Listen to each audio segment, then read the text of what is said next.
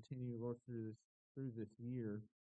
And it began with creation.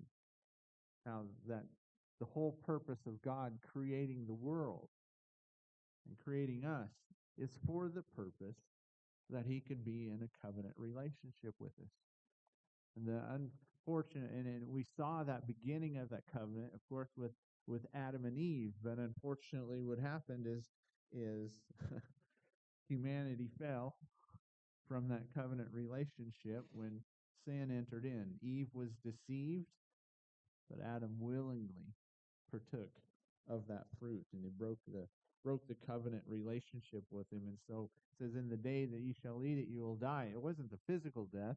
The death was the separation from man's spirit and God's spirit. And so we continued on through Noah and the flood, and seeing that God made a covenant there that he would never destroy the world again through a flood. And so the sign of that covenant then even it was the rainbow. And wouldn't you know it, God is faithful, and we still see a sign of that covenant thousands and thousands of years later after he made that promise. Later, we talked about Abraham and Isaac, where God promised that Abraham would become a great nation, and that all the people of the earth would be blessed because of him. And that he also told him that he had a promised land for him. We continued on with Jacob, how God had called Jacob to be the unlikely leader out of 12 different tribes. There were the twin boys, Jacob and Esau, and Jacob is the one that tricked his brother basically out of his birthright and out of the blessing. But God is faithful to his word and to his covenant. Later we went through and we talked about Joseph, how that all the things that had happened to Joseph, he still maintained a proper attitude. And God actually empowered him to be able to rise up to second in command in Egypt. When Joseph came and when his brothers came to him, he said, this wasn't your doing, this was God's doing.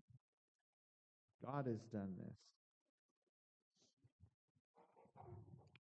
Next, we talked about the birth of Moses.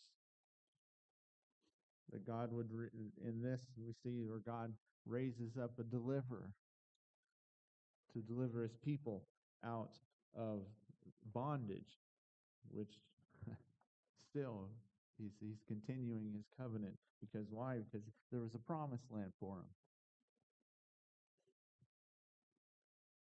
We went on through the Exodus, talking about the deliverance of the children of Israel. We went to the Mount Sinai, where God gave Moses the 10 Commandments and also the tabernacle plan. So we taught him about how to worship him, but also how to find forgiveness when we fall due to our own humanity and our mistakes. We talked about how he desires his people to believe in his promises. We talked about the wilderness. We talked about Caleb and Joshua and them walking through the wilderness, understanding that we need to believe that God will do what he says he will. Amen. We talked then about the crossing of the Jordan River. How if we will reverence God and if we will follow the leading of God, if we seek out his mercy, he's faithful. We'll find it.